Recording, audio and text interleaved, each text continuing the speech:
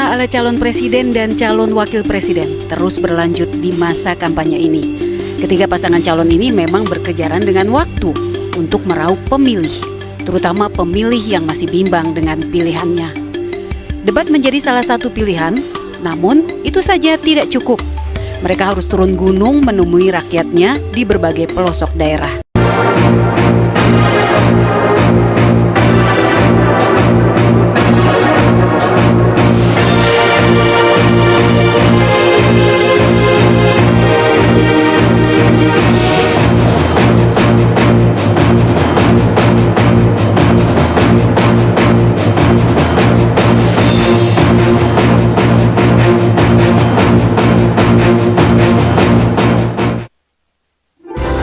Dari hasil survei Litbang Kompas periode 29 November hingga 4 Desember menunjukkan adanya pergeseran penguasaan capres di Jawa Tengah. Anies Baswedan di Jawa Tengah pada Agustus 2023 berada di angka 1,6% dan pada Desember 2023 di angka 4,1%. Lalu Capres Prabowo Subianto pada Agustus 2023 ada di angka 19,6% dan pada Desember 2023 ada di angka 29,6%. Sedangkan Capres Ganjar Pranowo pada Agustus 2023 ada di angka 62% dan Desember 2023 di angka 31,6%. Perolehan suara Capres-Cawapres di Provinsi Jawa Tengah bisa memengaruhi perolehan suara secara nasional. KPU mencatat total DPT di Jawa Tengah sebanyak 28,2 juta pemilih atau 13% lebih dari total DPT nasional sebanyak 204,8 juta pemilih. Provinsi Jawa Timur disebut menjadi kunci kemenangan pada Pilpres 2024. Sejak pemilihan langsung pada tahun 2004 lalu, pemenang Pilpres adalah calon yang menang di Jawa Timur. Sama halnya dengan Pilpres 2024 mendatang. Provinsi Jawa Timur masih jadi wilayah rebutan para kandidat untuk mendulang suara. Survei elektabilitas dari ketiga calon presiden dan wakil presiden di Jawa Timur selalu jadi sorotan.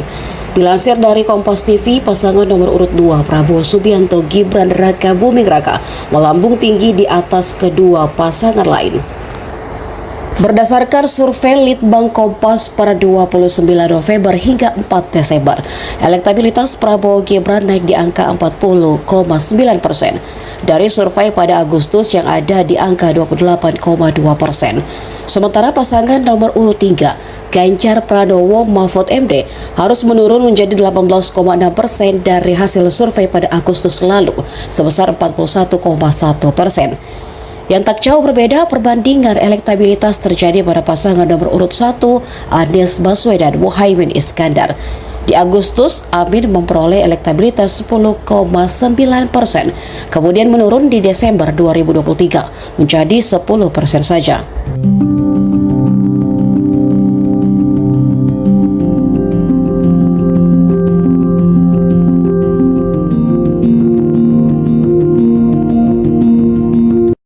Pasca debat Capres Perdana, Center for Strategic and International Studies atau CSIS merilis survei elektabilitas Capres-Cawapres.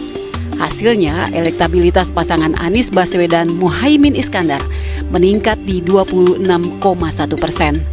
Prabowo Subianto Gibran Raka Buming Raka unggul dengan perolehan 43,7% dan Ganjar Pranowo Mahfud MD berada di posisi bontot 19,4%. Dalam survei dengan metode tatap muka tersebut, 6,4% responden merahasiakan pilihan, sementara 4,5% responden belum menentukan pilihan. Selain CSIS, survei terbaru elektabilitas Capres-Cawapres juga dirilis indikator politik. Hasilnya paslon nomor urut 2 Prabowo Subianto Gibran Raka Buming Raka unggul dengan 46,7% suara. Di bawahnya ada paslon nomor urut 3 Ganjar Pranowo Mahfud MD dengan 24,5% suara. Terpaut tipis di bawahnya ada paslon nomor urut 1 Anies Baswedan Muhaimin Iskandar dengan 21% suara. Dalam survei ini sebanyak 7,8% suara memilih tidak tahu atau tidak menjawab. Terlepas dari hasil survei, pilihan kini ada di tangan Anda. Jangan sia-siakan suara Anda, karena satu suara rakyat bisa jadi penentu masa depan bangsa.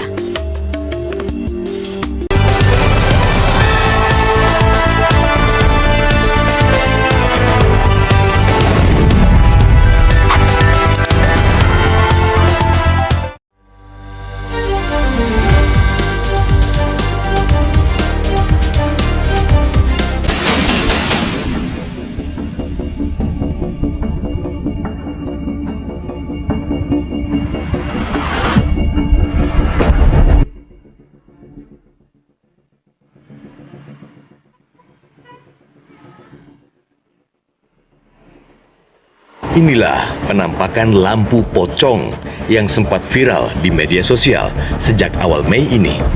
Proyek pengadaan lampu penerangan jalan ini menelan anggaran 25,7 miliar rupiah yang bersumber dari APBD Kota Medan. Rencananya, 1.700 unit lampu penerangan jalan seperti ini akan dipasang di sepanjang 8 ruas jalan protokol di Kota Medan. Namun belum tuntas pembangunan dikerjakan. Prosesnya dihentikan oleh Wali Kota Medan pada Mei ini.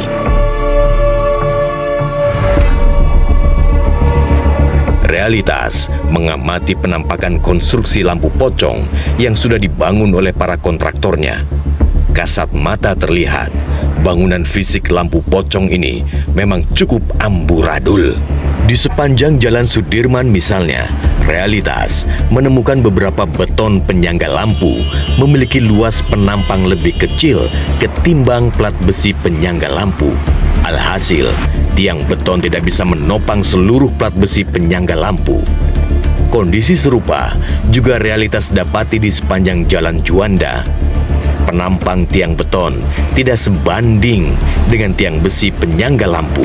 Akibatnya, bisa dilihat sendiri, plat besi nongol di sana-sini kurang sedap dipandang mata. Wali Kota Medan Bobi Nasution menilai proyek lampu pocong ini total loss alias gagal dan meminta kontraktor mengembalikan dana 21 miliar rupiah yang sudah digelontorkan oleh Pemkot Medan. Oleh karena itu, beberapa hari yang lalu, kurang dari 2 hari yang lalu, hasil pemeriksaan sudah keluar dan hasilnya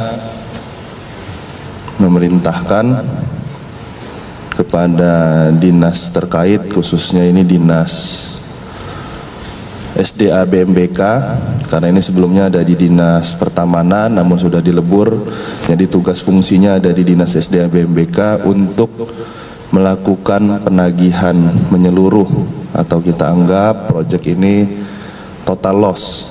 Jadi tidak ada proyek lampu pocong yang biasa disebut lampu pocong, ini kita anggap proyeknya gagal. Tidak cuma itu, Wali Kota juga menuntut kontraktor untuk membongkar kembali konstruksi yang sudah dibangun, termasuk bangku-bangku serta tempat sampah yang sudah termasuk dalam paket juga wajib dirobohkan kembali. Dan pemilik bangunan ini belum diserahkan kepada pemerintah Kota Medan, silahkan bongkar sendiri. Karena ada material di dalamnya, nanti jangan bilang kita yang bongkar, kita ambil, dibilang kita nyuri pula. Silahkan. Berdasarkan LPSE, tercantum 8 paket penetapan landscape di 8 ruas jalan yang dimenangkan oleh 6 kontraktor dengan kualifikasi usaha kecil. Disinilah kejanggalannya. Proyek belum diserah terimakan kepada Pemkot Medan, namun anggaran sudah lebih dulu dicairkan 21 miliar rupiah atau sebesar 81,7% dari total nilai proyek. Lampu hias atau lampu pocong ini dibangun dan berada di 8 ruas jalan di Kota Medan, Sumatera Utara, dan juga menghabiskan dana anggaran dari APBD hingga 25 miliar. Namun pemeriksaan yang dilakukan Inspektorat Medan bersama Badan Pemeriksa Keuangan menyatakan 6,5 triliun rupiah di tahun 2022. Meski begitu, tetap saja elemen masyarakat setempat mendorong dilakukannya perbaikan fungsi pengawasan. Sebab sejengkal pun pembangunan yang dilakukan harus dirasakan manfaatnya oleh masyarakat. Bagaimana metode pembayarannya sehingga bisa udah mencapai angka 21 miliar saja gitu. Dengan logika yang benar, Pemko itu harusnya mengadakan pekerjaan itu untuk perbaikan jalan dulu gitu, pedestrian dulu, baru bicara lampu jalannya gitu. Jadi itu linear dia gitu.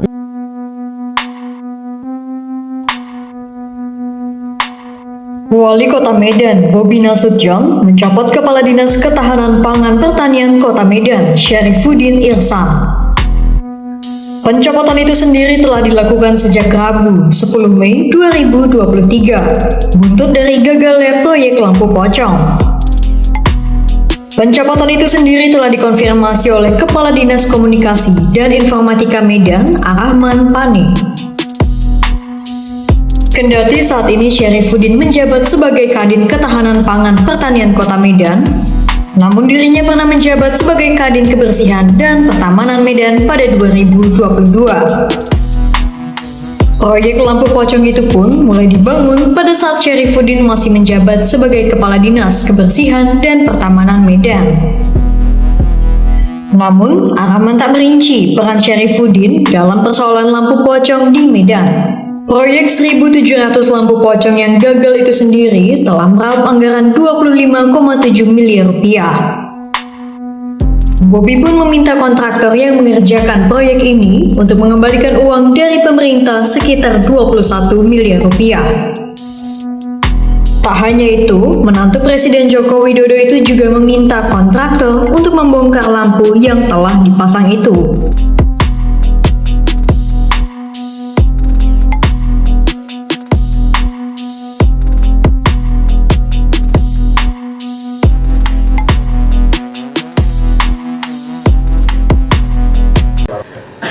Beginilah penampakan tumpukan uang sebanyak 7,8 miliar rupiah yang dibeberkan di depan wartawan di kantor Kejari Kota Medan.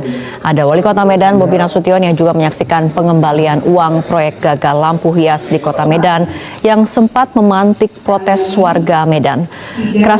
Kasus proyek lampu hias gagal di Pemkot Medan ini bahkan sempat ditangani pihak Kejaksaan Negeri Kota Medan, namun dinyatakan selesai setelah pengembalian uang. Total uang proyek yang dikembalikan kontraktor sebanyak 21 miliar rupiah. Usai pengembalian uang, proyek lampu hias gagal di sejumlah jalan di Kota Medan akan dibongkar. Bobi Nasution, menantu Presiden Jokowi ini meminta maaf kepada masyarakat Kota Medan atas proyek gagal di bawah kepemimpinannya di Kota Medan. Pada masyarakat lebih dari kurangnya tentunya karena viral-viralnya ya, bukan karena kami melakukan ini, kami mohon maaf tentunya kepada masyarakat, namun hal ini perlu kami lakukan di Kota Medan. Kenapa? Mungkin hal ini pertama sekali yang kami lakukan hari ini adalah pertama sekali mungkin dilakukan oleh pemerintah Kota Medan, karena seperti yang saya dari tadi, bagaimana pelaksanaan di lapangan dilakukan oleh pelaksana secara mutu dan secara kualitas kami belum bisa.